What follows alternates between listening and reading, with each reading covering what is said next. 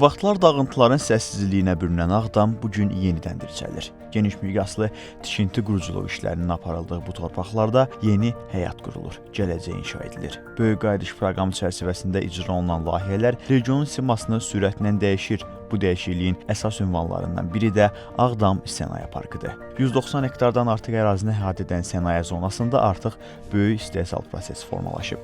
Sahibkarlar tərəfindən layihələrə 149,67 milyon manat investisiya yatırılıb. 13 müəssisə fəaliyyətə başlayıb. 1000-ə yaxın daimi iş yeri yaradılıb. Yaradılan sənaye müəssisələri təkcə iqtisadi dirçəlişə deyil, həm də gənclərin məşğulluğuna və peşəkar inkişafına yeni imkanlar açır. Sənaye parkında çalışan gənclər öz gələcəklərini məhz burada qururlar.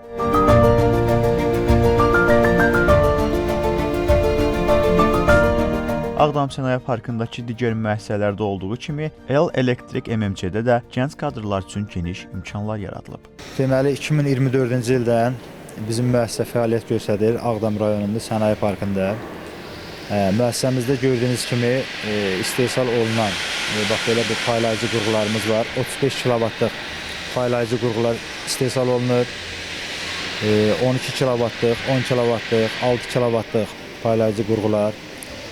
0,4 kilovatlıq bayaqlarım orada da gördünüz yəqin ki, orta gərginlik, aşağı gərginlikdə elektrik avadanlıqları istehsal olunur.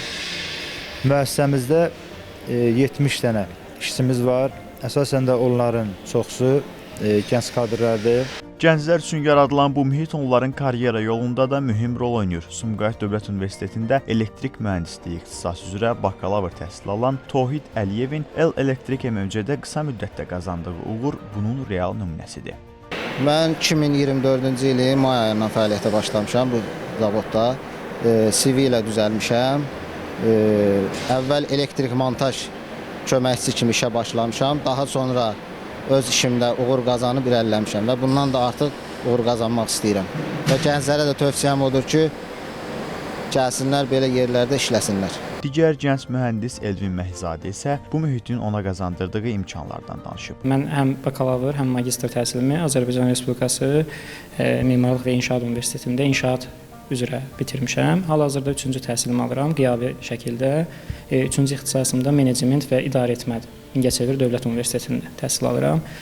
Bura işə düzəlməyim, yəni öz ixtisasımla bilavasitə əlaqəli olduğu üçün seçimim buradan yana oldu.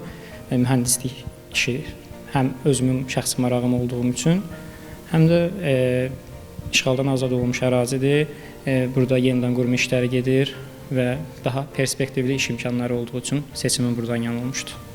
Bir sözlə, Ağdam Sənaye Parkında yaradılan şərait gənclərin həm məşğulluğuna, həm də peşəkar inkişafına real imkanlar açır.